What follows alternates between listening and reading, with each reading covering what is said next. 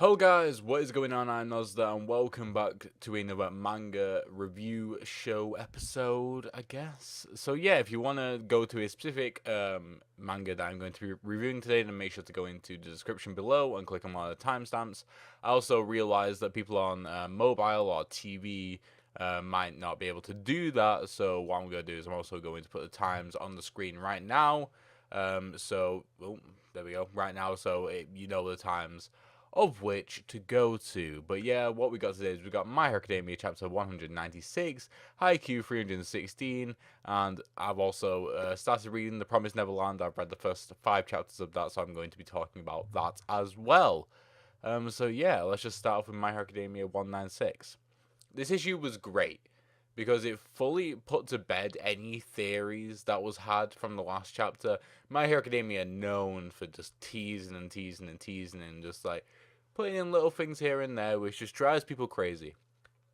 But with the Hitoshi stuff, with his mask and his powers, everything that was up in the air with what his powers could do and couldn't do is now completely put to bed because he tells us exactly what he can do. He leaves a bit of things like it's like foreshadowing maybe that he can control 2 people, but he probably passed out. That's like not confirmed though. But this is how to set up and finish off adding interesting and potentially game-changing information into your story. If it's that big, we need some guidelines and we need some actual factual evidence to support that. I love the way that Shirozaki talks. Shirozaki is the woman with the thorn hair.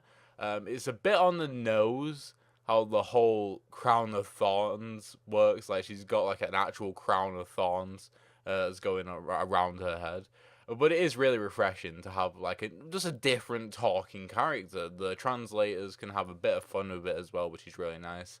I'm excited to see what she can do on the battlefield because like at the end of the chapter we got to see like a big panel of her getting ready to fight. So I'm excited to see what she can do properly fighting in the next chapter. The ambulance won't stop. It's like it's lingering. Oh, is it going away? Ambulance? Yeah, it's gone now. Anyway, it's still here. What is happening? Is it just circling around my... The other interesting thing with the Shirozaki stuff is that she's going to be coming up against Kaminari again. And she was like the exact opposite and just complete counter to Kaminari. So we get to see what Kaminari can do with his new equipment, with his power, which can help towards aiding to defeating Shirozaki, which is a great growth moment for Kaminari as well as Shirozaki as well, whether she can defeat that or not. Shishida introduces the familiar brawling aspect to MHA. Shishida is the person who can like enhance the abilities and turn into this sort of like giant werewolf thing. But the thing with MHA that's been going on forever, I think it was Giga did a video on it talking about how the brawls and the fights tell a story, even though they are the same every time. It's just who can hit the hardest, basically, or who can endure the longest. But with this, it's like the first time in a while, at least from memory, maybe going back to the sports festival, where it'll be strategy that will prevail. Considering that the only opposition that Shishida has is Sue, Hitoshi, and Kaminari. Kaminari is the only one that can sort of pack a punch. But then again, like I said, his direct counter is Shiozaki. So he has to use his quirk in a different way. Like, none of them are specifically brawl specialists. Also, the way that the chapter ends indicates like a mind over meat solution type thing. Overall, the chapter was really interesting. We got to see some cool aspects, and we also, like I said, we got to see some more strategic plays over just like who can punch the hardest, like we'll see probably in a Deku fight. Saying that actually, he's actually going to come up against Hitoshi, so I'm not sure what will happen there. Whether he'll have to just like punch him basically or whatever, because it's going to be a rematch there, so I'm interested to see how that will go. But anyway, moving on to Haikyuu 316. So, Haikyuu 316. Finally, after all these months of theory crafting and hoping, we can finally get a different setter on the side of Nakoma. If you've been watching my channel, then you'd know that I've talked about this so often. That the fact that fatigue has been so important and then it's just sort of been sidelined. It's really kind of annoying. But like, getting a new setter is nothing against Kenma. In fact, in this review, I'm going to talk about him more and his dynamic with the match. But I love that we get a new brain for the team, or not necessarily a new brain, but more just competition for Kenma to just try harder or try his hardest, and maybe that will end up sidelining him. But I think no matter what, Kenma will want to stay on the pitch just to see and just to challenge how Hinata plays. I love that the two new boys got to score a point together. I feel like that was a great parallel to Kageyama's and Hinata's like struggle throughout the match and how easy it was for them, even though they're very new and they don't really play that often together in actual matches. Considering Lev is like a full-time player, whilst the other one isn't. But yeah, just going back to Kenma's dynamic in this game, it feels like it has shifted from the similar personal growth moment that was similar to Tsukishima. In like his will to play, like that changing, because Tsukishima went from like not really wanting to play at all, Kenma being the same, to like really wanting to play. And you can see that in similar moments for Kenma and Tsukishima in the Inarizaki match arc. I did a video breaking down the Inarizaki match, so if you want to go and see that, I think it's really interesting. I did take a lot of time and effort into making that video. So if you want to go see that, that is on my channel. It's one of the more recent videos. But it's shifted from that like growth moment and like what's going on with the character in terms of that to him sort of becoming somewhat of a chess player. He is controlling Nakoma. That's always been the fact of any game with Nakoma in it. He's the brain and he's been controlling Nakoma. And he is attempting to capture the queen, being Hinata. So he's using all his pieces, all his pawns, rooks, knights, bishops, whatever, to try and capture the queen, being Hinata.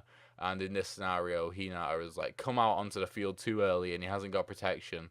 And the team, Karasuno, is trying to work to protect Hinata, and they're slowly getting there, especially with Daichi at the beginning of the chapter. I feel like that was a great moment to write about in order to show that Karasuno are actually doing something to help Hinata get onto the forefront, and actually works because Hinata ended up scoring a point because of that. But I do like that analogy of Kenma being this sort of like this grandmaster chess player hunting down one piece, being Hinata. Overall, it was a fine chapter with what seems like a lot more going on than usual for a match. Like, well, for this match in particular. Like, I really not like this match in a lot of places, but more recently, like, more stuff is going on. I feel like it's getting to its stride, and I'm very happy about that. Now, doing another first impressions, I did a similar thing with My Hero Academia Vigilantes. I think it was last week I talked about that. But yeah, I'm going to talk about Promised Neverland. I'm already getting a smile on my face, and you'll see why. Firstly, no spoilers whatsoever. No spoilers at all. So yeah, this is chapter 1 to 5. This series, or at least the first few chapters, has reinvigorated my will and want to read new manga. There's a bunch of cool new manga going on that people are really loving in Jump right now. Dr. Stone being one of them that just comes to mind. And now there's an airplane. What is it with like all the vehicles interrupting me? And the reason why I talk about my reinvigoration to read new manga is because that sort of died when I chose to read Robots Laserbeam as like my new manga, the one to like the third manga, because you know, if you've been watching my channel for a while, you know that I read a lot of My Hero Academia and Haikyuu. I've been caught up for like almost a year now on My Hero Academia and pretty close to that on Haikyuu as well. And I wanted to catch up to Robots Laserbeam, and I did catch up. It's just that it was really boring.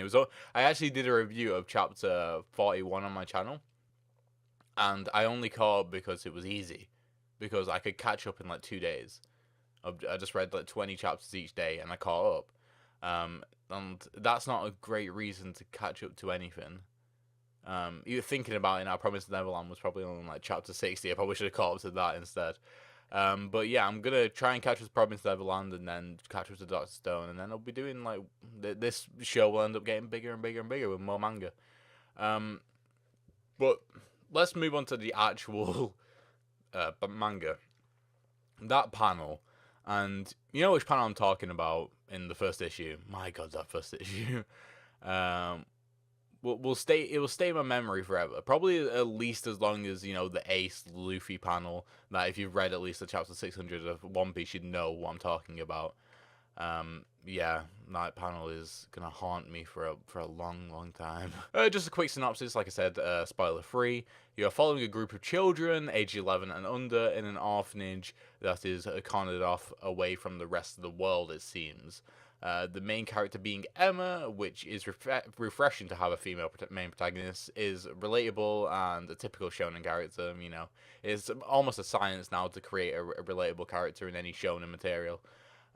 Overall, it's both its premise and the realization of what is actually going on in the story, like with a lot of manga, um, is actually the thing that sells the story. I can't wait to read more. We'll definitely update you on my progress through the story. So I'm definitely going to read more probably as soon as I stop recording this, because I read a bunch last night. Well, I read the first 5 chapters last night, and then I went to bed, and now I want to read more. But yeah, so I'm very, very excited to read more. Like, next week will probably be like chapter 5 to chapter 50, hopefully. If it stays this good. I know that people on the internet are talking about like it being super good more recently, so I'm very excited for that. And yeah, just got a massive smile on my face just thinking about Promised Neverland. Probably won't start on Dr. Stone until I've caught up to Promised Neverland. I don't like spreading myself too thin on stuff that I'm catching up on. Then again, I haven't caught up on One Piece yet, so I should probably do that at some point as well. I think on One Piece I'm on chapter 628, so please no spoilers for anything going on more recently.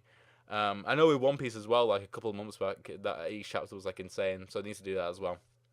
But yeah, moving on to just some housework stuff. If you watched my videos for a while now, you know that I have a Patreon, in which I am, like I'm trying to support my author endeavors.